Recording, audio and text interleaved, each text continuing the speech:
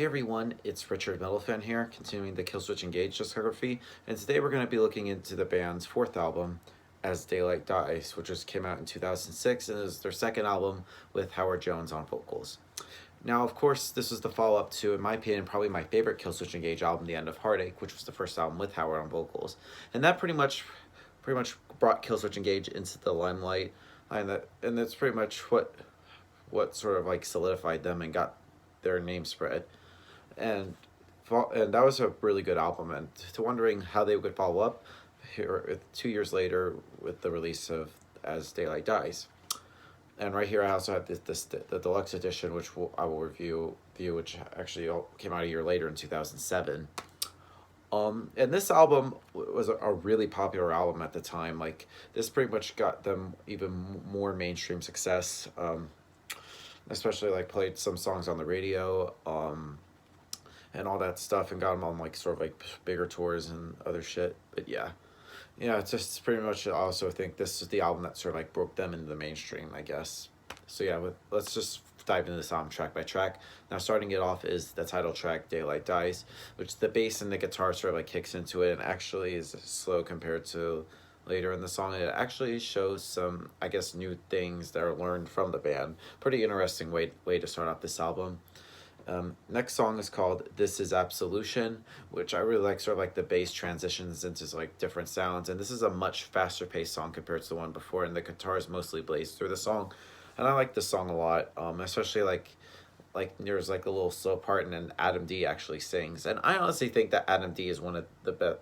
Not only is a great guitar player and as well as a good drummer, as he drummed on the first two Killswitch albums before switching to guitar. I think he's a good singer, and I really wish his vocals were kind of showcased more on the albums. I mean, that's just me. Anyway, moving on to The Arms of Sorrow, which starts very solemn sounding until the guitar comes in about 17 seconds of the song, and the lyrics are very impressive, as well as the vocals that Howard Jones demonstrates. And I honestly think that this is pretty much Howard Jones' best vocal performance during his time in Killswitch Engage, and I think he does a really great job on the song. And the drums also show an every good rhythm as Justin Foley joins in the guitars in some of the highlight moments of the album. Unbroken, which comes out actually a pretty powerful song. I really love it. It's next song is My Curse, which is actually one of the singles released from this album, and I actually personally think it's one of my favorite Killswitch Engage songs of all time.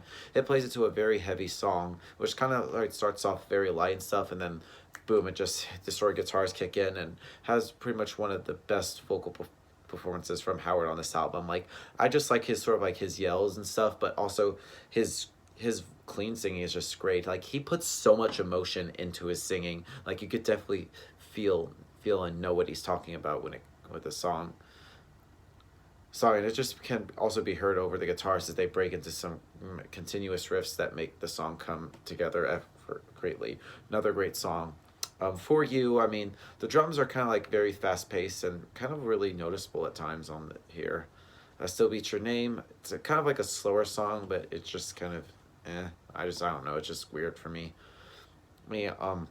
Next song on here is Eye of the Storm, which puts a greater emphasis of heavy riffing as the forceful intro immediately reveals, and this intensity is matched through the rest of the song in the form of various breakdowns and bridges.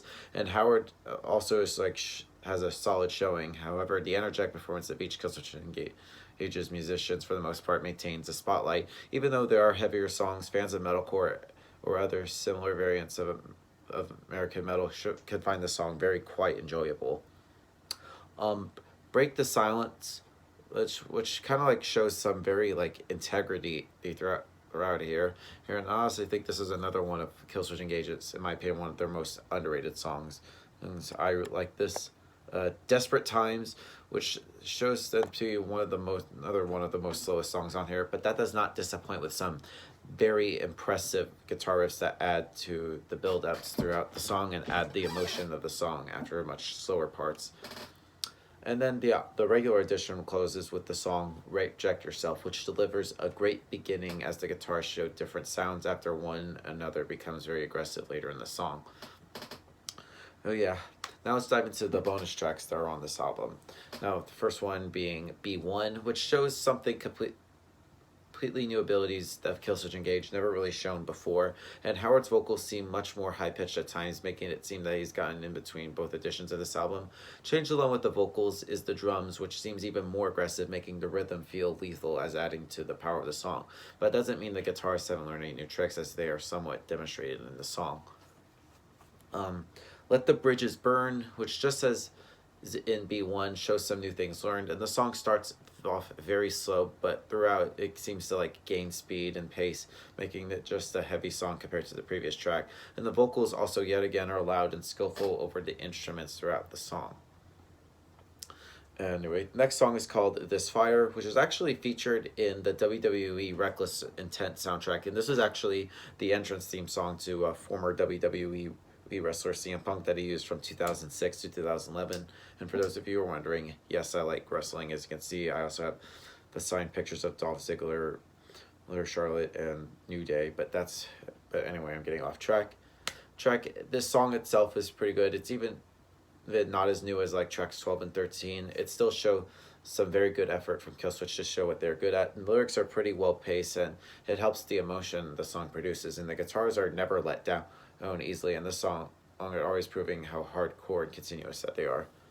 And then the last song off the deluxe edition I have is a Holy Diver, which is actually a cover of the Almighty Dio remade by Killswitch. And this song shows some riffs similar to the original song by Dio and sounds heard before, as it is played in a way that Killswitch doesn't show it's much, but still puts a good bonus to the edition. And I feel like kind of like it's kind of just sounds like Killswitch in a way, but with classic metal.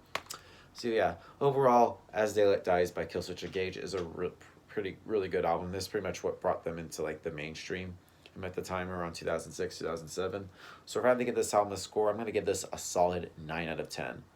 So yeah, that's my review of As Daylight Dies, guys. Let me know in the comments what you guys think about it, and I'll see you all in the next video. And as always, keep it metal.